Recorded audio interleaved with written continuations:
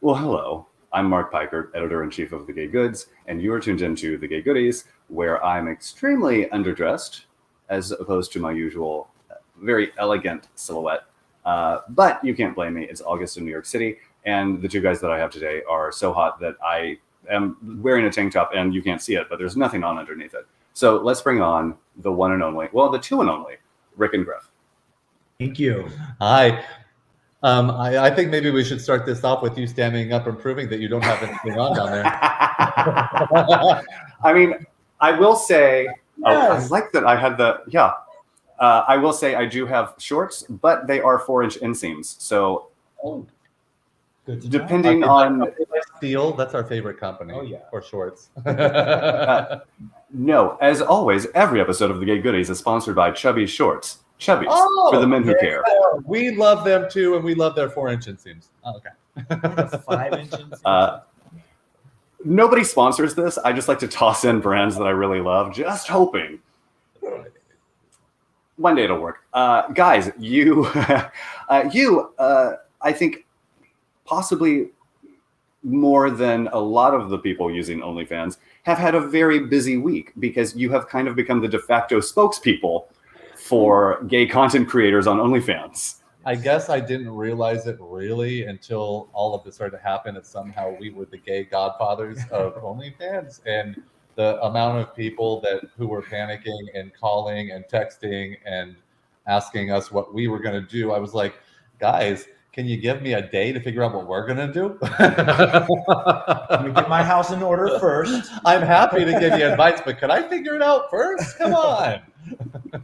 I mean, I'll give you advice. I don't know if I'm going to follow that advice yet, but it's yours. Yes. I don't like to give advice unless I know it's going to work. So give me a minute. But we're going to do it. But before it's going to work. Before we even get into the debacle of OnlyFans from the last week, how did you two initially start on the fan platforms? Like, what was the impetus to, hey, we've got a product that people are going to want to buy. Let's get it out there. Well, it's funny, and I'm not going to speak for everybody, but just from what I've seen, a lot of people who, when OnlyFans became a thing, a lot of the people who started their accounts came from a porn background, right? And great. And then they were like, well, here's a way for me to do what I've already been doing, but to take control of my own image and my content, and for me to pocket the profit, which was why OnlyFans is a great thing, or other fan sites like OnlyFans. We don't come from a porn background. I come from a Broadway theater background and worked in that industry for 20 years as an actor, dancer, acrobat for Disney, Cirque du Soleil, everything. And I'm a graphic designer, been doing it for 15 plus years. But this one right here is, I had years and years of training to do what I did in the entertainment world. This one has had none, but is like the most natural actor, comedian on the planet. And it kind of makes me a little mad because I had to study for 20 years to be half as good as he is without any training. So anyway. So sweet. So we came from this in a way that a lot of people didn't. We had a social media presence as Rick and Griff on Instagram, YouTube. People loved our Disney lip sync videos, very wholesome, very family friendly. And then our Instagram became a little bit more of a thirst trap when I realized how many companies would pay us a lot of money to represent them for showing our butts. Mm-hmm. And a shocking amount of companies are into butts. Wait, are you telling me that sex sells? That's crazy. Really? Anyway, so we came from a different perspective of having a social media presence that then we were able to build. And then by the time OnlyFans became a thing in 2017, we already had across all of our social media platforms about 500,000 followers. We had a solid foundation. Yeah. And of course, they were mostly there to see us be as naked as possible for free. And so we said, well, this seems like a very interesting situation that why don't we see if our followers would pay to see us go a step further? And and a friend of ours actually put the word in our ear that there was a place like this. Yeah, and then so we opened an account. It was a complete and total experiment. We didn't know what we were going to post, how far we wanted to go with what we were posting. And we really did in the first maybe year, we did try to make it a little bit more of a lifestyle page where, you know, we did show a little bit more skin, we did get a little bit more frisky, but we weren't doing full on XXX content yet. But it, you know, the followers did come, and then they did pay to see even just what little bit more we were showing. And then we had some really big conversations about how, well, if it's this successful with us just doing it at this level, we're both very sex positive people. Like we're not ashamed of our bodies. We're not ashamed of sex. We're not ashamed of our lifestyle. I said, well, why don't we just see if we notch it up this much more, what happens? And the more we notched it up, the more people that subscribed, until it became so clear that we would be dumb not to make this page something that our fans are really getting, something that they really want to see and pay more for. And so we did. And the minute that we kind of started showing everything, our entire lives changed. Nearly over the course of a month, we went from making this much money in subscriptions to, I mean, it just became crazy. So and grow. What is that kind of pun intended? What does that kind of fuck you money do for your life? I'm sorry? What does that kind of fuck you money do for your life? Well, it was really, I definitely did everything that I could, knowing who, and this was 4 years ago. Every single day I had anxiety thinking this could end any day. This could just shut down tomorrow. The internet's volatile place. This could end tomorrow. So looking ahead to the possibility of that happening, I said, we need to really capitalize on this now while we can, because there's no guarantee. So I was very, very smart with the money. We were making the type of money that it was like we were able to pay, like our monthly budget was taken care of, and then whatever was left over, I was putting into our investment accounts, into our emergency fund accounts. We bought a home, which I consider part of an investment, Of course. And knowing that it could just end any day, and because we both are business owners and we still run our own other businesses. This OnlyFans was a side gig. Yeah. OnlyFans was a side This gig was a side piece. that then quickly eclipsed our regular jobs in income. But you know, we never gave up our other careers. I own my own personal training LLC. He's a graphic designer who owns his own graphic design company, and we still do that. That's our main. Those are our. I'm gonna air quote this, real jobs. And we've never stopped doing that. So your original question was like, what was it like to have that kind of income suddenly? It was a way to change our entire life by knowing that we would have financial security if we were smart about what we did with that money. Right. And in terms of just having your own companies on top of the side gig that became so huge, did you see a difference in your clientele once you became the Rick and Griff? Or is it just a lot of people who have no idea what you do on the internet? Oh, no, they all know. There was a period of time where we tried very hard to sort of, I don't know, not mask. We're very transparent people, so we were never going to lie about what we were doing. Maybe it might have just been sort of the sort of thing that we just didn't talk about. Is very like tongue in cheek. But you're not. I mean, you weren't putting QR codes on your business cards. No. And you know, most people who are our clients in our own businesses follow us on social media. They follow our Instagram, and so it doesn't take a lot of detective work to follow the trail of breadcrumbs. Look, there's their dicks. So the good thing is, though, about both of our businesses is that we had already established such a solid client base over the course of several years, who not only are our clients but then become sort of friends. So like my core personal training clients I've had for 10 plus years. I no longer have to hustle or try to bring in new clients because I can just focus on my core group of clients that I've always had. And they're, you know, it's like they show up every week for their workouts, and we joke about everything that's going on. and same with him. Same with my graphic design. He makes all the posters and all in flyers for all the gay nightclubs and bars in Atlanta. Well, not all of them, but they don't give a shit. Yeah. So, in fact, they are like they're like, Griff, can we tell everybody on the internet that you're our graphic designer?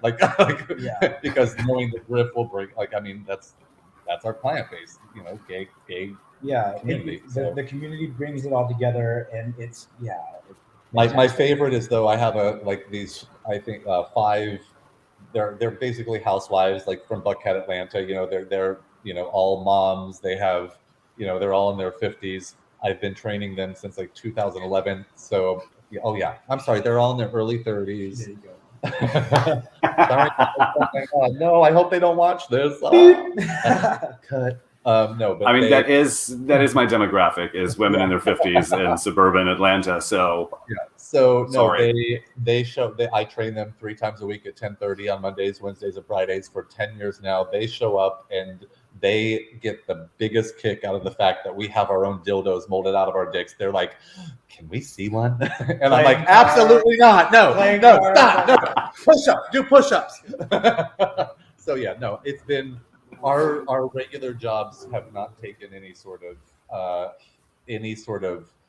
negative hit from this, but what OnlyFans has allowed is for us to focus just on, like I said, those core clients.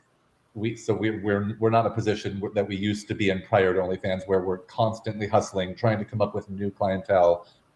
We don't have to worry about that anymore. We just focus on the ones that keep coming back, and there you go. So keep growing and pushing forward. Yeah. Do you think that your backgrounds as kind of your own company helped you succeed in OnlyFans so much? Not only my background as a business owner and understanding how to run a business, but also my background in entertainment, in theater, in his natural ability. Because if you think about it, what we're doing is we're entertaining people. Yes, we're putting on a show, right? Multifaceted. So definitely a background in entertainment, theater, acting, all definitely helps you understand how to keep people entertained. And I'm not saying that anybody else's brand is not as good or that we have anything that other people don't have, but what I do know we have is an ability to maybe not just put out adult content, but there's also some tongue-in-cheek. There's also humor. Little things, the artistic little things that people really enjoy. His editing of the videos, like some of the videos he's edited are just they're like mini music videos. They're amazing. And it's something that just gives that little extra punch that maybe not everyone else is doing, that makes our content stand out from others. And it definitely comes from the background we had before this happened. And it makes people feel special, and I want people to feel special when they come to see us. Yeah. Like they can tell that some work was put into it. Yeah. Of course. And when you are asking people to subscribe, you want to give them something that they want to continue subscribing to. Exactly. Yes. And that is part of why I feel we have an 85% retention rate. Yeah. Most of our subscribers keep their auto renew on. And so that's great. And that makes me feel like what we're doing is what people want to continue to watch. And I keep my eye on the analytics a lot, and I definitely notice when renewed subscribers start to drop off. And that's when I have to go back and look and see okay, what weren't we doing this month that we have been doing that we need to remind ourselves of? Maybe we're getting a little too complacent, and we're not, I pay attention to everything as a businessman to make sure that our fans, our followers, want to keep coming back and aren't getting bored. And this is coming from someone that doesn't have a business or marketing. Oh yeah, this is really kind of impressive. My degree, for me. My master's degree is in dance education and theater, and mine is in architecture. And his is in architecture. What? I mean, well, you are building a company and an empire. Yeah, well, we have, yeah. We're trying to keep it on going. Just like that, Philip Johnson. Yeah. I don't know why he's the architect that I immediately thought of, but there you go. That old Nazi. Yeah. Don't mind me. I'm gonna have a sip of my margarita. Oh, branding. We don't no. We're an espresso coffee house here. Sponsored by Nespresso. I've definitely been having a few more drinks these last few days than I normally do. I'm not a big drinker, but I've been definitely down in a bottle of wine every night.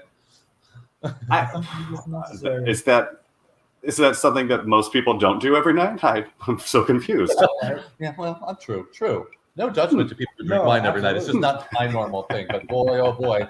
Oh, he's become a savant over the I know. sommelier. I know so much about wine now. He's like, this is a nice twist to it. I'm like, who are you? Save the wine lessons for the OnlyFans. Make them pay for your hard-earned knowledge about the varietals. Naked wine testing. Onlyvines.com. It's a thing. It could be a thing. Why not? I mean, they have naked wines. Well, they do. There you go. Naked wine tasters. That one's free. First one's free. First one's free. Like drugs. First one's free. Then you come back for more. Oh my God. So what is the future for you guys now that OnlyFans has said, JK, we want your money still. Please don't leave. About the videos. Well, of course. I mean, here's the thing. This is when it gets tricky because, people feel very deceived, taken advantage of, as did we. At the end of the day, business is business, and we're going to continue using our OnlyFans platform. We did a poll on our OnlyFans asking people what platform they would prefer to see our content on, because we've always had other platforms where our content's available, but OnlyFans was just the biggest one by quite a bit. So when this first was announced, my first thing from a business perspective was damage control, right? Like, if they're going to do this, the last thing we want is to just immediately lose that entire income stream right off, like immediately. What we wanted to do was make sure that we could adjust and adapt to whatever they were going to do to keep as many of our followers on OnlyFans as possible while we move along, keep it moving, adapt, transition. Yes. And you have to also know that, and this is what I was saying earlier, I didn't realize I was the godfather of OnlyFans, but the amount of very talented and creative people who suddenly were getting in touch with me and pitching me these ideas for their ideas for the next big thing in apps or sites or whatever, were pitching me their ideas. And there were some really I'm going to not lie, there are some really good ideas in the works from a lot of people who are waiting to fill that void when OnlyFans finally does decide to do something like this for them. And kudos for them for thinking ahead, because these people had actually been working on these things long before that announcement was made. Just waiting for the opportunity so that they can capitalize on it. Yes, as I always say, and I've said for years, there is no such thing as good luck. Luck is preparation meeting opportunity, right? So there were a lot of people out there who were preparing themselves for the opportunity for when OnlyFans pulled the rug out from under everybody, ready to strike and make themselves the next big thing. Right. So our plan is what our plan always was. We are always available on other sites. We always have been. Like, I'm going to name drop. Can I name drop? Is that a thing? You absolutely can. Okay, like Just for Fans has always been there. We've always had an account there.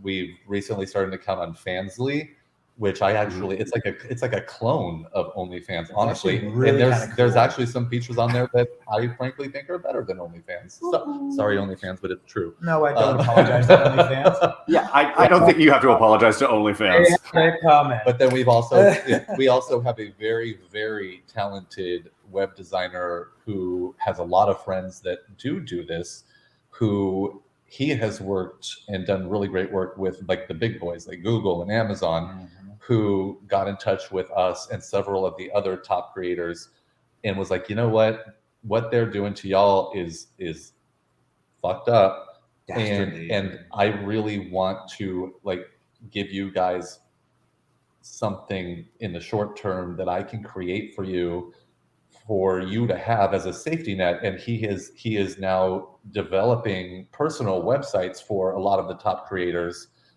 that can then, over time expand and become something else. Yeah, but take control of our content and our image. Basically, it'll be a site that is a hub where you can go to see everything that's Rick and Griff. You can go there and you can see the thumbnails from our Instagram. You can see our Twitter feed. You can subscribe to see our pay-per-view content. You can see our merchandise store, and it'll all be in one place. And it will also have like a sort of like Linktree where you can then, if you want to go to Just for Fans, you click on that. If you want to go to OnlyFans, you click on that link. But it's all in one. It's in rickandgriff.com where we can then promote. And you go there, and from there you see everything else you can do with Rick and Griff. By the way, that's not an active link, but don't. No, it's not. It's in development. It's coming soon. Well, and I mean, I have to mention LeGrand Wolf, my boss, is launching Fitcher October 1st, which is a combination of OnlyFans and Twitter. That is exactly also something I was going to bring up next, and we have spoken with him, and he has shown us his ideas for what he wants that to be, and it's great. And we told him, even when OnlyFans decided they wanted to backtrack for reasons that we just will assume, we all can kind of assume why they backtracked. Change of heart. Oh yes, I'm sure it was. We can call it that. Yeah, we'll call it that. I'm sure they felt really bad. No, they heard you. They heard you. They did. It was Griff's Sex in the City parody video that if you haven't seen it, check it out on our Twitter. You should go check. And I will name it. How dare you? I follow porn stars. They all posted it. I wrote about it for thegaygoods.com. That's thegaygoods.com. And I mean, I can't think of a better metaphor that just fit the situation so perfectly. It was genius. When did that occur to you? Like, at what point in that news cycle were you like, you know what this is like? It's like when Carrie put a goddamn bird on her head for big. You will love this story because what is it called? Kismet, serendipity. I don't know. Serendipity, I think is the word. So great movie. For the 2 days that the articles were going around, that we were trying to keep an optimistic point of view, like this is just articles on the internet. OnlyFans hasn't actually made an official announcement to us, so taking it with a grain of salt, but still like, okay, this is a little scary. But you're Broadway, so when Variety reports something, you sit up and listen because it's in the trades. Yeah, because you're like, oh, this is okay. So we were already making okay, well, let's start making sure our ducks are in a row, but we're not going to freak out yet. And then, of course, I'm not going to say they lied, but there was a lot of misinformation that they were giving to the creators who were asking about it, that made it seem as if like, oh no, those media, they're misrepresenting, they're misinterpreting. You guys are going to be fine. 24 hours later, you wake up and there's an email saying our terms and conditions changed, and guess what? It's not a lie. So I was sitting on the couch with Griff and our boyfriend. We're in a throuple. Oh my God, it's so shocking. Ooh, if you didn't know, and it's wonderful and it's successful, and we've been in it for over a year, and he's so cute. Anyway, in Atlanta, they don't let those things happen in Georgia. No, don't tell the governor. Okay. Anyway, I'm shocked. So we have to, and I'm only mentioning that because we have to give him complete and total credit. Yes. We were sitting on the couch when we were watching Sex in the City, when we got when I got the email about the terms changing, and was like, and I just went, oh fuck. And they go, why, what? And I said, well, it's true. They're doing it as of October 1st. We're going to have a new plan. And I said, right in that moment, I said, and you know what, guys? I knew this was going to happen. And at that very moment was that scene in Sex and the City where she runs up. No. Yeah. I knew it. I knew you were going to do this. You humiliated me. And Mr. Big is like, I'm sorry. I changed my mind. I just freaked out for a minute. A minute. And we all looked at each other and like. And our boyfriend goes, you guys. And Griff goes, let me get my computer. I was like, I can do this. I can do this. I kid you not. It was probably the best thing that could have happened then, because rather than panicking and getting into this like manic state about what the fuck, we sat there and watched movies while Griff was on his computer editing it. We weren't really watching the movie. We were watching the computer screen and just chuckling for hours while he made it because it was so perfect. It was like Well, a little I'll tell you what that video did for the community. That video made everyone feel like they were part of a community and that everyone was in it together, and that there were going to be options and there was a silver lining to this, that, hey guys, maybe you don't even know about Just for Fans because you've been so hyper focused on OnlyFans. And that when that made the rounds, I think that everybody felt a little less tense about the future because and that's what you guys were there as the godfathers. Yeah. Like the last thing that we wanted to do, knowing how many people were watching what we were going to do, was to add to a hyper panic state. Yeah. We felt the most constructive thing that we could do was find the humor in it because that's part of our brand. Show everybody that, this is terrible and it's heartbreaking for a lot of people, but guess what? There's other people there to take care of you. So there are options. And at the end of the day, we're all going to figure it out. Yeah. And, and so that was a very important message that, even in our own sort of like, I'm not going to lie. We were like, this is going to suck. Like we thought we would definitely have at least a little more time to prepare. Yeah. But the last thing that we wanted to do was add to the hysteria that everybody was going through because that wasn't going to help anybody. In the scene in Singing in the Rain, there's one that's make them laugh, make them laugh. That popped through my head. I was like, we need to make people laugh. We need to tell them and be reassured. But also not only make them laugh, but in a way, in a metaphor that perfectly encompassed what everybody was feeling. Drive it in and be like a literal, I won't shoot the bird on the video. And I tell you what, that whole video, not only was that whole video perfect, but then you're already like, okay, this is perfect. And then the ending when the cab driver's like, yo, get out of the way, and it's Twitter. I was like, that is just, it's too perfect. I mean, that whole thing was so genius, and I know that made a lot of people feel a lot better when you guys first posted it. So thank you for that. It made me laugh all weekend long, and I could not stop watching it. It also almost made me watch Sex and the City 2, for which I blame you, but it didn't quite get there. So you can blame us for that. We really apologize because that should never be watched ever again by anybody. No. You see it once, you spend the rest of your life regretting that you watched it. Although I'm not going to lie, I might watch it once in a while just to see Liza Minnelli do single ladies. I mean, yes, that is the only acceptable reason.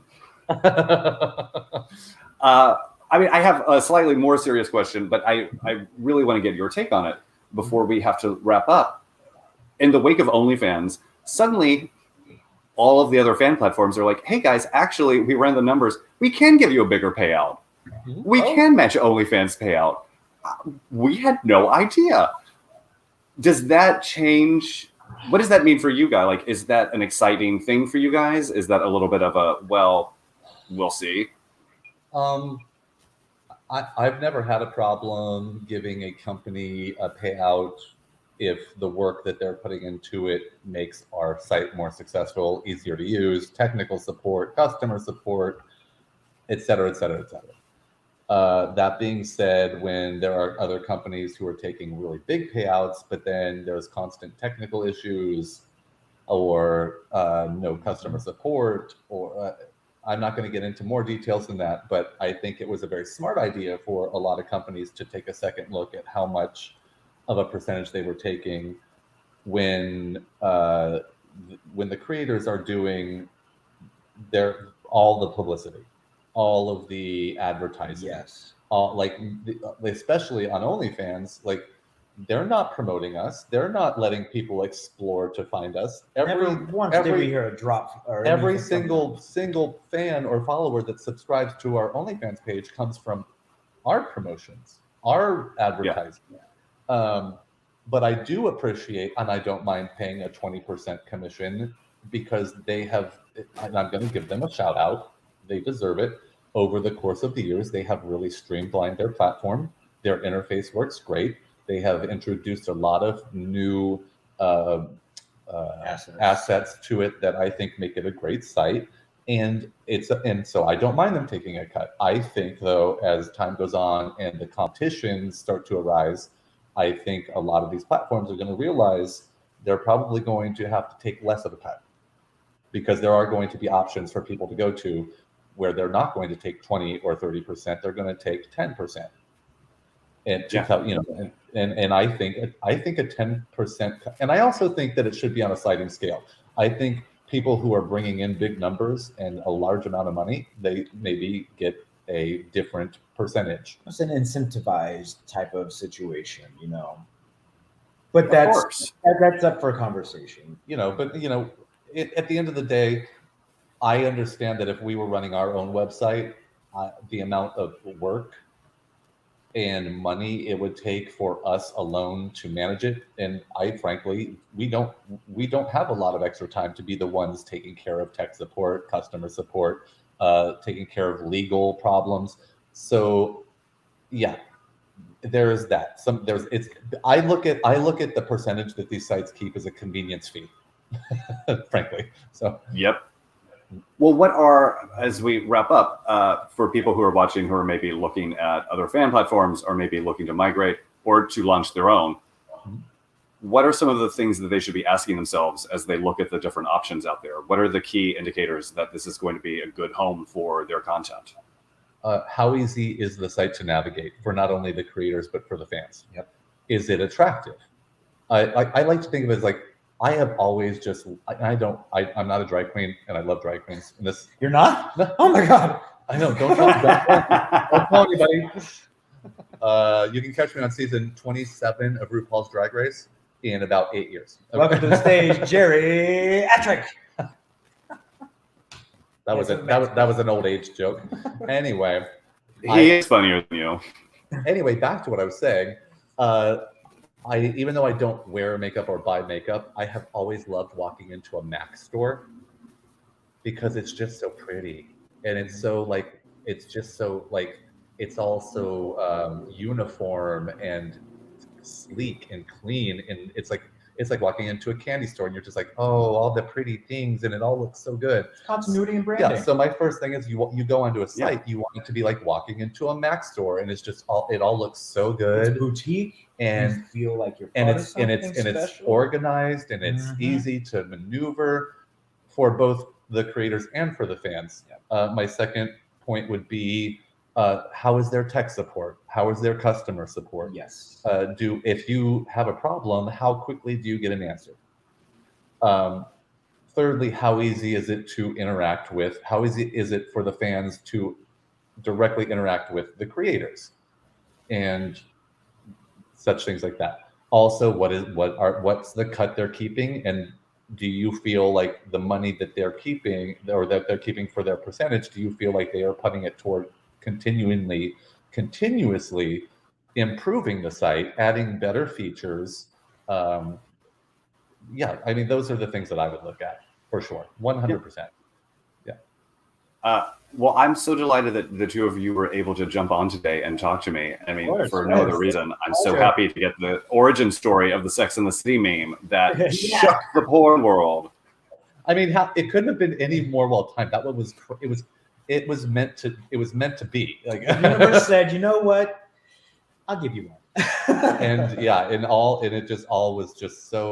was just so crazy how that all just happened to happen at the same time, and then it resulted in just such a great video meme that I think everybody needed right at that minute. Yeah. So I mean, that was our Lord and Savior Candace Bushnell looking out for all of us. 100%. Yeah. Thank you guys so much for joining me. Guys, thank you for watching. Tune in next week for another episode of The Gay Goodies.